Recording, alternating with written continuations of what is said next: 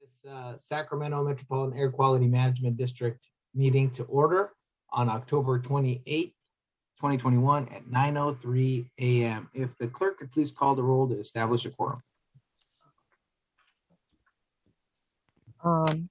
Board Member Aquino. Here. Board Member Daniels.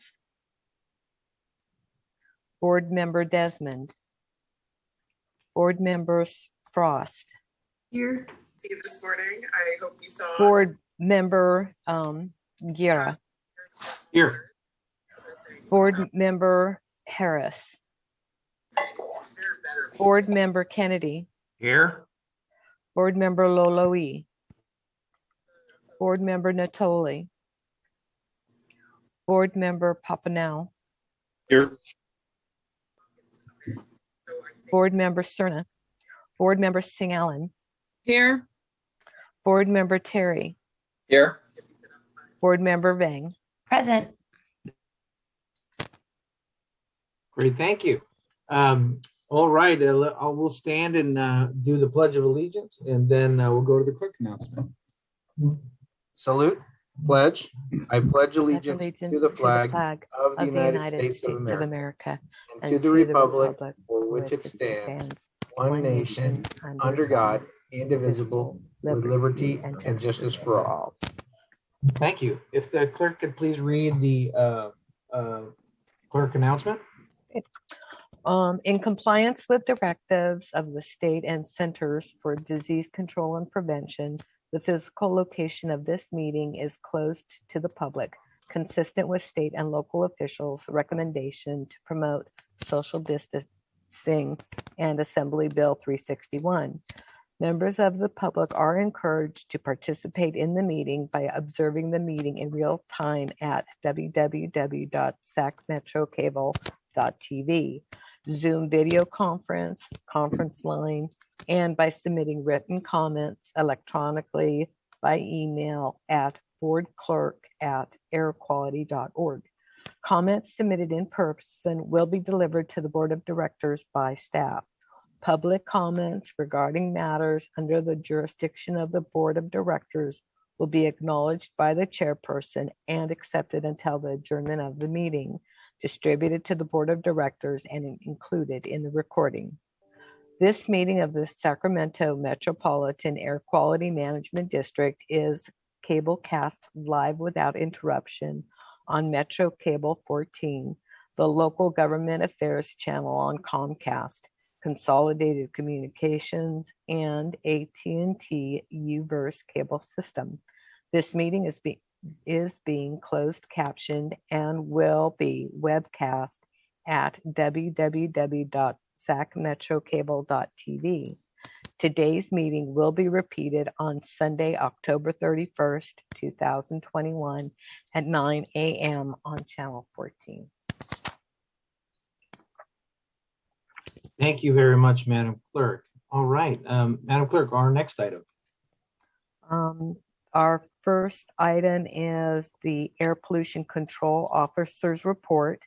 There has been an update to the presentation that was included in the packet agenda. And the presenter is Dr. Alberto Ayala. Good morning, Morning, Dr. Ayala. Good morning, Chair. Good to see you all. If you can, the clerk can please load up the slides.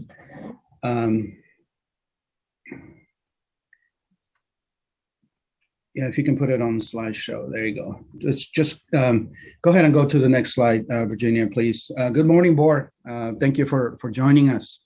It's hard to believe, but here we are, the last meeting of this board for 2021. So as a reminder, given the holidays, we are not going to see you until the beginning of next year.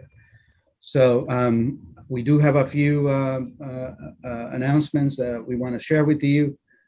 I had to update the presentation as recently as yesterday because some of the announcements that I'm going to share with you literally are late breaking. But the first thing I want to tee up for you is this very important legislative report that we, the Sacramento Metro Area District, is expected to submit to the legislature, the state legislature, in response to AB 661, which I can hear you, Virginia, if you don't mind muting. Assembly member Kevin McCarty, author in 2019, dictating that we in the Sacramento region develop an emergency plan and a coordination plan in response to wildfires. Now, this is not, what I'm about to say is not something that we want to do often, but unfortunately, it is the reality of the fact that we don't have the necessary resources to do this plan. The plan is due to the legislature at the beginning of next year, January 2022. We're not going to make it. The plan has to be approved by you, the board, and then we have to go submit it to the legislature. So we're planning to do that early next year, and then we'll follow the process. Obviously, we're keeping the legislature and Assembly Member McCarty informed. But again, I just want you to be aware of the fact that we're not going to make the deadline. The good news, though, is we're making a lot of inroads, working very closely and very collaboratively with Sacramento County Public Health, with our school districts. The superintendents have been great to work with. So we're definitely feeling pretty good about what we are going to present. And I want to acknowledge Ms. Roberts, Amy Roberts, the head of our Station Resources Division, that has been leading the charge on our end to put this together, working again with our partners. Next slide, please. The next item is a program that we are just kicking off with our friends at SMOD and a number of other stakeholders in the region. And this is a good news. We're starting small, but we are identifying some district resources that we want to dedicate to the area of electrifying lawn and garden equipment. You may have heard in the news that the state is moving ahead. There was some legislative action related to getting rid of combustion emissions for these types of equipment. And air districts in general have gotten a jump start in this area. And we ourselves are thankful to have the opportunity to work with our friends at SMOD and some of the stakeholders in the region to kick off this program. Like I said, we're starting small. I think we're dedicating at the moment about $80,000 to try to get to about 500 of these pieces of equipment through an existing SMOD program. And the idea is that we work out the process, we work out the kinks, and hopefully we can do more, all the way up to leading to when the state requirement for electrification kicks in. So stay tuned. Any information we get, any announcements that we would like you to help us publicize, we'll be sending your way. But I wanted you to be aware of this important new program that we're just rolling out. Next slide, please. So since we're not going to see you until early next year, we definitely want to follow up on our commitment to keep you up to date in terms of where we are with teleworking. There's two aspects to this, where we are internally as an employer, as an agency that has most of our staff teleworking. And then of course, externally, as you're well aware, because you guys are all a part of this conversation, there's broad interest in trying to figure out what is the long game for teleworking. So internally, you may recall that starting in July 15, we open up the offices to staff to come into the premises on a voluntary basis up to 1 day a week. There's about 10% of us that are regularly in the office because of various duties. We've got staff in the field, as you know. And there's about another 5% that is becoming more of a typical foot traffic coming back into the office. We had intended to switch to a required 1 day in the office, 1 day a week in the office but we delay that all the way out to next year, simply because, as we are all reading, the pandemic is still flaring up. Things are looking good, looking up. The good news is, again, we've been able to maintain continuity of operations through the teleworking scenario that we've been implementing. So no problems from that perspective. Now, externally, obviously, there's a lot of interest with our sister agencies, SACOG and SMUD and Sacramento RT, and many of you in your capacities locally, to try to understand, what makes sense long term. And clearly, from an air quality and carbon reduction standpoint, the significant reduction in driving up to 70% in April of 2020 led directly to an improvement in terms of air quality, a reduction of pollution on the order of maybe 10 to 30%. So very significant. So the challenge for us is, how do we balance these air quality and climate benefits with clearly the economic necessity to try to get back into some sort of more activity, particularly in the core areas. I don't know where we're going to land, but again, I want to let you know that we are very much engaged in that conversation. And the idea is, once we finish our analysis of the air quality and the VMT benefits, we're going to communicate those findings to the legislature and the governor. So stay tuned. Clearly, we're going to keep you in the loop in those communications. Next slide, please. The next thing is, again, something that I'm sure you've already started to hear in the news, and that is there's a very important global climate change summit happening, about to start this weekend in Scotland. Clearly, this is important for us because, as you know, the nexus between conventional air pollution and climate pollution is very strong. There's interest for us as an air agency to track this. We are tracking through our membership in the National Association of Clean Air Agencies. We're obviously talking to our partners at various states and local levels. There's a couple of air agencies, air districts in California that are actually participating. So we're going to be tracking this very important convening of all the participants, the members of the Kyoto protocol that is happening in Scotland. And as you are reading in the news, this is billed as the last chance for the world to get on the same page in terms of how we're going to tackle climate change, which is all too evident these days in all parts of the globe. So just wanted to share with you that this is something that is important to us. And next time we meet, we'll bring you back the highlights from the meeting. Next slide, please. The next thing is, again, just to make you aware that one of our very important emission reduction programs, Check Before You Burn, is about to start November 1st. Tomorrow, our communications office is going to send you a package of information that you can use to share with your constituents in your capacity as a local elected official. Again, particle pollution is something that we deal with and suffer from every winter as people go indoors and begin to use fireplaces and that sort of thing. And this is again something that we must do in order to stay on track to comply with the ambient air quality standards for particles. So again, just to remind you, please help us get the word out. The program has been in effect for many years, so hopefully we don't need to publicize it too much. But like I said, tomorrow you're going to see from our clerk some information that you can use to help us get the word out that the program is about to kick off. Next slide. And then the last thing, again, I was mentioning that this is late breaking. Literally just yesterday, we got notice from EPA that the Sacramento region is now designated in serious non-attainment of the 2015 National Ambient Air Quality Standard for ozone.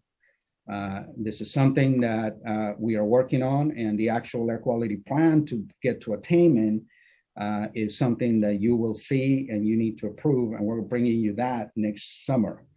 The clock is ticking, and the date that I need you to remember is summer 2027. that is when the region needs to get to attainment of this particular standard that was promulgated in 2015. So again, I just want you to be aware of this. We're not alone in that. We're not the only area in California, in the country for sure, in non-attainment. But at the same time, there's high expectations that we're going to have to really step it up and develop a robust plan that actually has us reaching attainment by summer 2027, which is the deadline. So with that, I will conclude my APCO report. I thank you for your attention, and please let me know if you have any questions. Thank you very much, Dr. Ayala. Let me turn it over to the clerk. Clerk, do we have any comments from the public on this item? We do not. Okay, great. Let me bring it back to the board for any questions or comments for our Air Pollution Control Officer. Board Member Laloy. Good morning. Thank you very much, Mr. Chair. Dr. Ariel, a quick question. On the 2015 ozone concerns, is the air quality of Sacramento, is it due to the fires or it's own, it's the concerns that are existing within our city?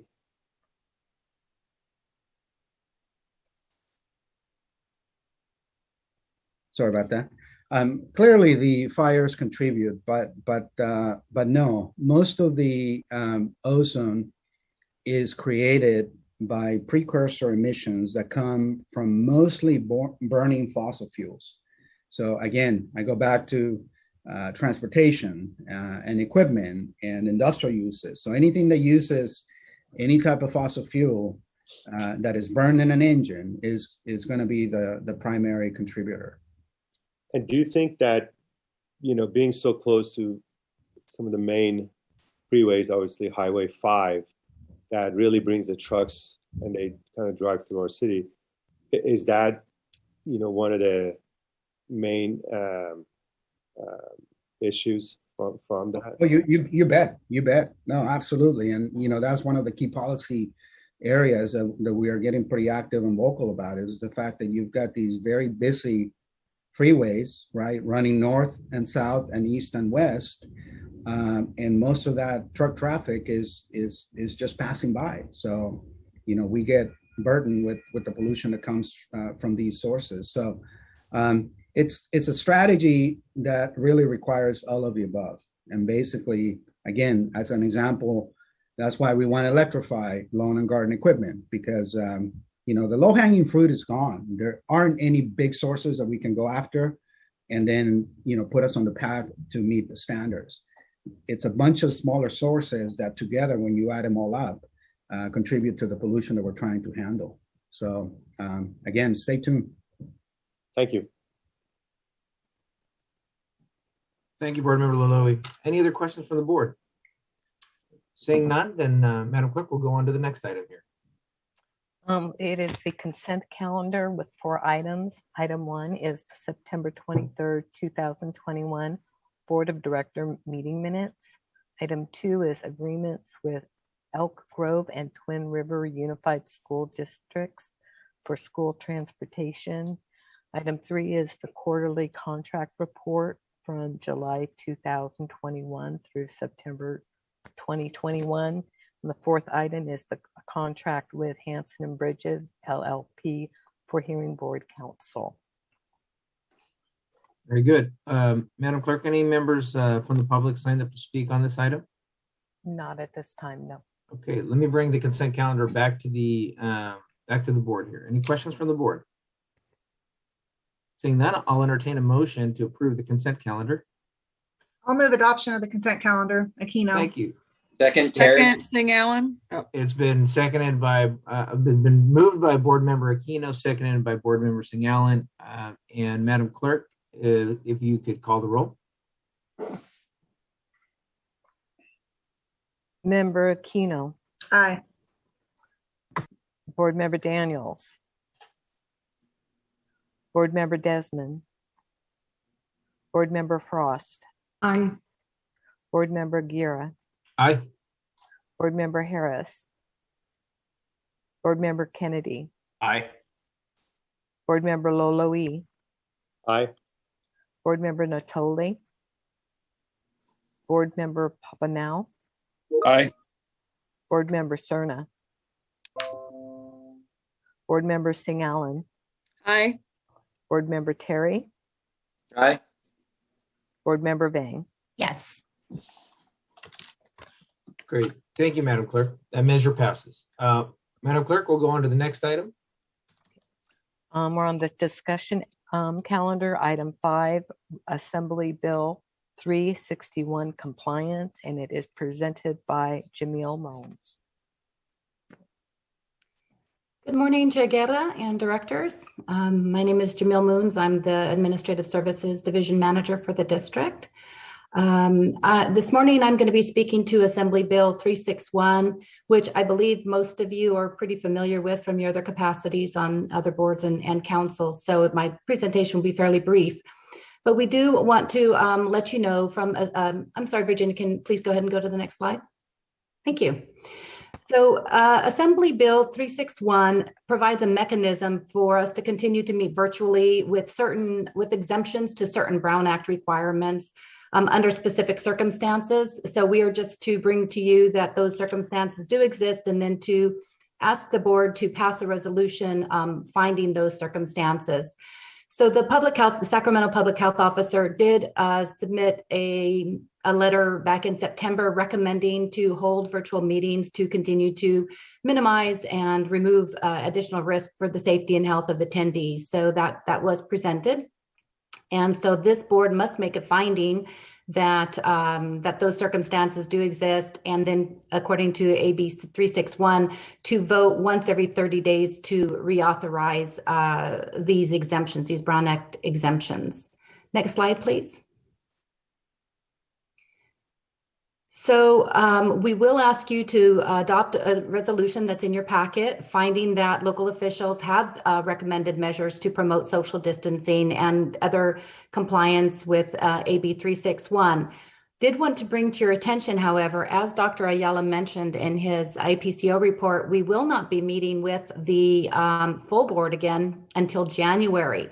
So we are recommending, and we worked with our district council at looking at AB 361 and its intent and compliance. And we feel that it is in the spirit and intent of the law that if we bring this item back up again as the very first item in January and pass this item, again with the findings, because the law requires us to make those findings, consider the circumstances at that time, which is why the recurring 30 days, that we can go ahead and do that at the beginning of January and not have to meet again in December and November, December, and January to keep that resolution active.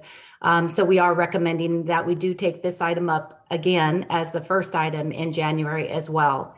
So with that, we are asking that the board pass that resolution and then have us take it up. So I would be happy to answer any questions that the board may have. No, thank you very much, Jamil. Madam Clerk, do we have any questions from the public? Any comments from the public?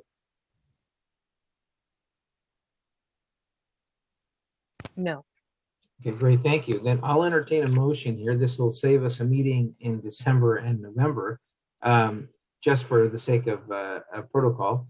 And then it'll allow us to meet back in January. So I'll ask a motion from the members of the board.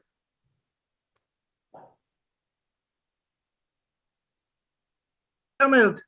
It's been moved by Board Member Second, Aquino. Terry. Has been seconded by Board Member Terry. Madam Clerk, if you could please call the roll. Member Aquino, Aye. Member Brett Daniels, Member Desmond, Member Frost, Aye. Member Guerra, Aye. Member Harris, Member Kennedy, Aye. Member Loloe, Aye. Member Natoli, Member Papanel, Aye. Member Cerna, Member Singh Allen, Aye. Member Terry, Aye. Member Vang. Yes. Great, Madam Clerk. That sounds like that measure passes. We'll go ahead and move on to the next item, Madam Clerk. It's item 6. It's the notice of 2021 Community Air Quality Grant Funding. It's presented by Mike Neuenberg, and there has been an update to the presentation that was included in the agenda. Very good. All right. Good morning.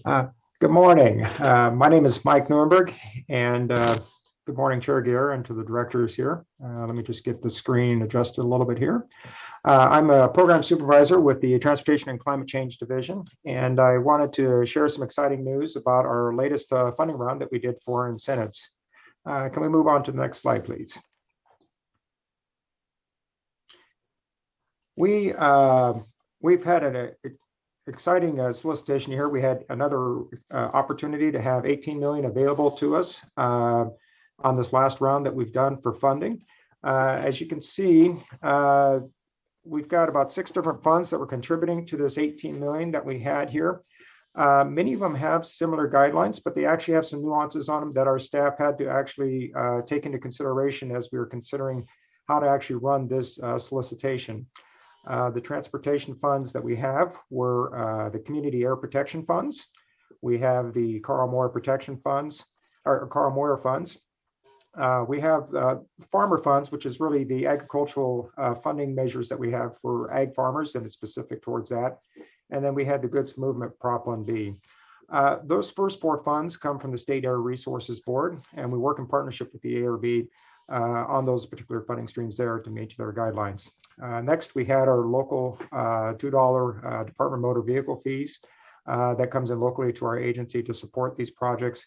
And then the bottom one there is our Sacramento Emergency Clean Air Transportation, better known as our CCAP program, which is funding now zero emission advanced on-road trucks. And we work in partnership with SACOG on that particular funding stream. The reason why I mention all these different funds is because there are a lot of nuances that we have to pay attention to, and they work in parallel to fund 3 broad categories that we were doing on this solicitation, which is primarily zero emission on-road trucks and buses. Many of them happen to be zero emission school buses, as well as like delivery trucks and medium duty trucks. We had another focus on off-road equipment. It's primarily in the ag and construction business as well. And we actually had some zero emission opportunities there in the ag that I will share later on. And then the third broad category was infrastructure support, which is needed for many of these advanced technologies. Can we move on to the next slide, please? So to go down this solicitation, we had to set up some project criteria to make it fair for the community and for our participants abroad. The solicitation ran primarily in the month of April and May of this year. And prior to even starting the solicitation, our district staff had to review the guidelines that were available to us and also review the community input that had been provided to us over many months and even really over the last year or two to make sure that we set up a solicitation that really represented well the community, as well as trying to find good viable projects that reduce air quality as well. So this was a community and district staff process to develop the criteria. We came up with 5 main points that we wanted to consider. So a best ranking application would receive 5 points. And for these 5 bullets here, each of these bullets was worth 1 point. First one was if a project was located and operating in our AB 617 Florence South Sacramento community. The next point would be available for those that were actually operating within a disadvantaged community based on the Cal-Enviro screen format. The third bullet, it's an older criteria that we've had for almost 2 decades now. It's the AB 1390 designated community, and that's a Moyer-related requirement where at least 50% of our funds need to go into ethnically diverse communities of greater than 50%, or areas that have federal poverty level greater than 10%. So we've had an EJ-like criteria in our incentive programs for nearly 20 years now, even before any of the recent developments that have happened in the last few years from a community program. Our fourth bullet was available for projects that had received like community support letters or had interagency partnerships and collaborative efforts. And then we had a 5th point available for applications that were really ready to be funded and delivered. It was kind of a first come, first served process. So for applications we got earlier in the process, they were ranked higher than ones that maybe came towards the very last day because it gave our staff a little more time to review those projects. Finally, after all was said and done, the projects were reviewed by our staff and management, and we also shared this community list with the community as well prior to final selection. Let's move on to the next slide. Here we have a graphical representation of where the projects are actually located. I know the map might be hard to see, but on the left-hand side, we have a map primarily of Sacramento County, and you'll see that the AB 617 zone is highlighted in there as well. You'll see that there's actually kind of a yellowish, orangish, yellowish and pinkish type colors in there. And the dot sizes represent the larger the dot, the larger the dollar value project. The pink zones are more representing the AB 617 zones that we've identified within Sacramento County. And of course, the highlighted area is South Sacramento. And you'll notice that many of the dots are highlighted within the disadvantaged communities in AB 617 zones. The map on the right shows the regional collaborative efforts that we actually had with our funds. It's worth noting that the Moyer program, CCAP program, the Community Air Protection Program, and farmer funded programs actually had funds that were also going to our regional air districts as well. And hence we have some graphical representation of some of the projects that were highlighted in those areas as well. So we were working actually with Yolo Solano and the Air Resources Board and SACOG, and we actually had some residual funds even from Feather River that we were implementing here on these programs as well. Let's move on to the next slide.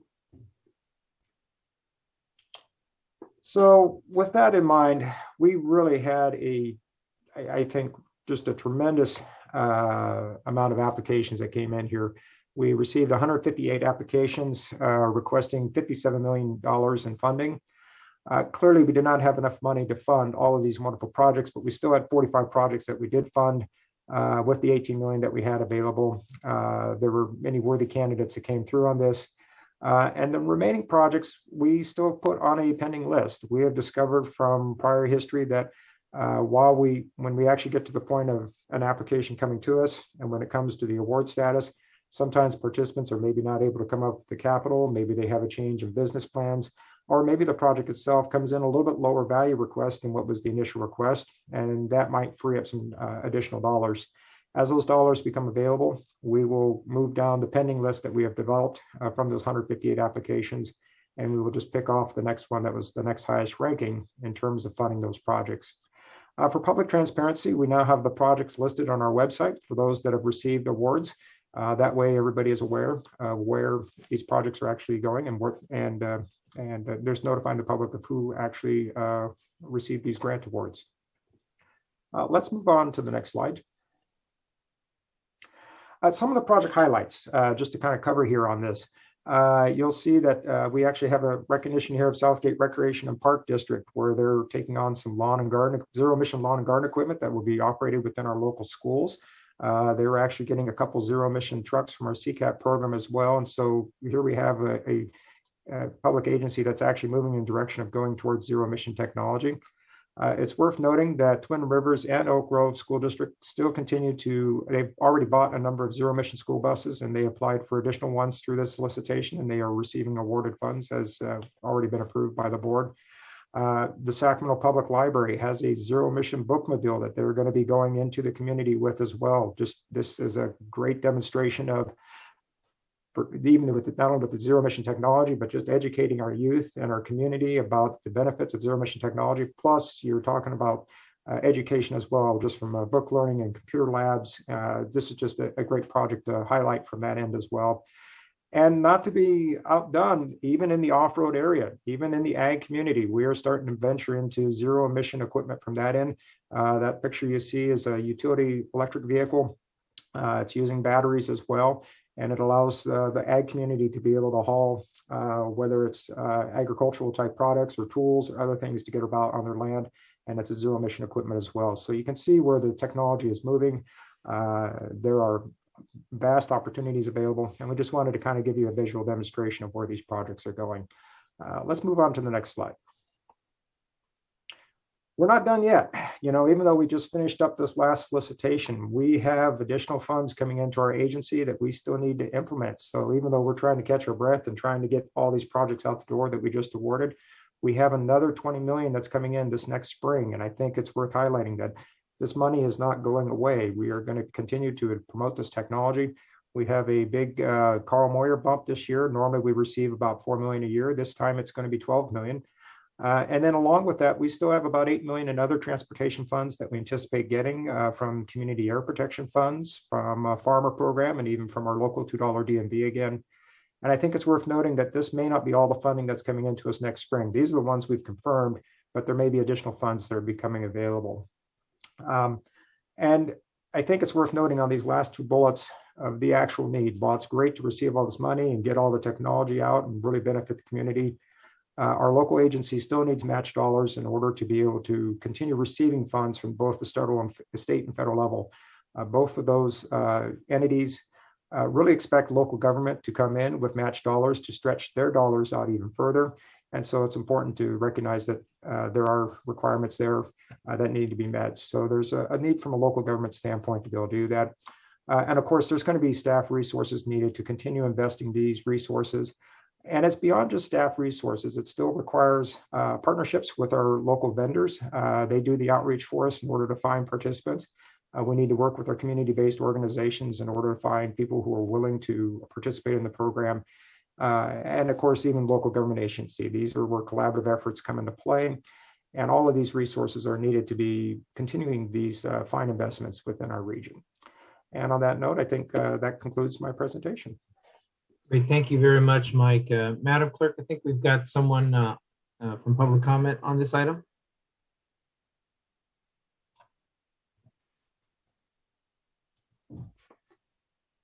We have two public comments. The first one is a written testimony from Bill Knowlton from the Mac Road Partnership that I will read in a second. And then the second is a public comment from Vince King with Southgate Parks and Recreation District.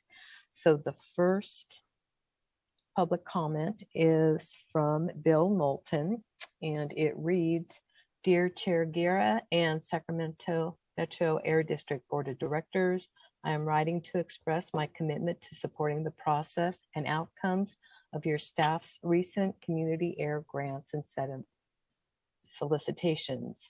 As Executive Director of the Mac Road Partnership and representative of the South Sacramento Florin AB 617 Steering Committee, I understand the importance of connecting and involving the community when critical decisions are being made that directly impact the health and safety and quality of life of the community at risk.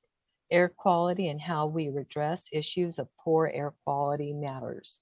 Our geographic location within the city of Sacramento is a major residential, commuting, and business thoroughfare responsible for continuous high-density highway and surface street traffic.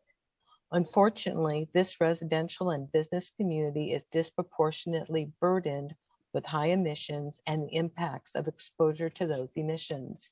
As such, I appreciate opportunities to implement emission-reducing strategies when possible. Having the benefit of being directly involved with your staff and participating in the process, I understand the limitations imposed on the Air District regarding the incentive funds available. However, despite these limitations, the proposed project list represents earnest steps towards emission reductions in our community and the region." Thank you, Madam Clerk. Thank you. And then the next is a public comment from Vance King with Southgate Parks and Recreation. Mr. King. Hi, thank you. Thank you, Chair Guerra, Vice Chair Kennedy, and members of the board. My name is Vincent King. I'm an associate park planner for the Southgate Recreation Park District. Gate is an independent special district. We serve the park and recreation needs of 136,000 residents in the unincorporated area of South Sacramento County. It's a highly diverse area, both in terms of economics and population, as well as land uses. To the east, we have many open space and agricultural lands. Centrally located to our district are the new growth areas in Sacramento County and the Vineyard area. And then on the western portion of the district are the neighborhoods and communities that border Highway 99 that you can see behind me. that stretches from Calvine Road to 14th Avenue. And that's why we're here. Much of that AB 617 Florence, South Sacramento community occurs with the Southgate Recreation Park District. We have 23 parks, 3 community centers, 2 trail parkways, landscape corridors, and a number of school partnerships where we own and maintain 200 acres of land in the AB 617 area. And that's why we're so excited for this opportunity. Not only will this potential project improve parks and facilities for the public, vital electric vehicle infrastructure that is very lacking in the South Sacramento area. And it'll be a significant investment in reducing noise and air pollution. We believe these will have great benefits to our park neighbors, the broader community, and our staff who are out there on a day-to-day basis using this equipment and maintaining the parks for the public to enjoy. Further, we see this as a significant investment to ideally reduce long-term operational costs, so that money saved can then be put back into the community in the form of improved parks and maintenance. Southgate's a small jurisdiction. We're not part of a larger city or county, so these opportunities and grant funds are essential to help our organization take the leap to a new technology that we know is coming down the road. So I just want to thank staff, the community that supported our proposal. Your staff were excellent to work with. Particularly just want to name Christian Damcure, whose knowledge of the grant programs was really essential for helping us navigate the proposal and solicitation. And we look forward to bringing this project to fruition over the months and years to come, and continued partnerships on this and other projects. So thank you for your time, and look forward to answering any questions if there are any. Great, thank you, Vincent. Appreciate your comments there. Let me go to questions of the board here. Madam Clerk, is that all the public comment? Yes. Great, thank you very much. Let me go back, bring this back to the board here. This is a receive and file. Questions from the board? Nope, I don't see any hands raised. I just wanted to say thank you to the staff. As Director Ayala mentioned, we have a significant target to meet in order to reach our ozone requirement and attainment by the federal government. So all of these are very proactive steps in every aspect of our region, from agricultural and rural all the way to urban and suburban. So I want to thank the staff for all of that great work. Okay, Madam Clerk, no questions from the board here. Let's move on to our next item.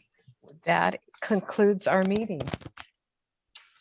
Are there any public comments from the public on items not on the agenda? No. Seeing none. Board ideas, comments, and AB 1, 2, 3, 4 reports. Does any board member have anything to talk about? Very good. Well, thank you, everyone. Chair Guerra, can I just make a comment? Oh, yes. Sorry, hold on here. Yes, as board member Aquino there. Go ahead. You.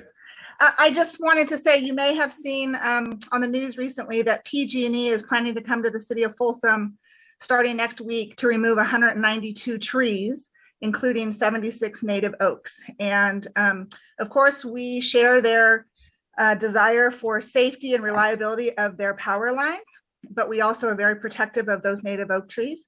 So we continue to engage them. We are trying to get some clarity at this point. There are trees, oak trees particularly, that are tagged out in the field that do not show up on their list for removal that they submitted to the city. We also think there are some non-native trees that do pose a hazard to their lines that are not tagged for removal. So we just continue to communicate with them to try to figure out how we can maintain the safety of those lines, but also try to preserve as many of our native oaks as possible. So if any other jurisdiction has successfully done this with PG&E, feel free to reach out. I appreciate that, board member Aquino. I know our city arborists have worked with them diligently, particularly in the Elmhurst community. So I'll ask as well if our Kevin Hockner from our city maybe communicate with your city to figure out how they can work together.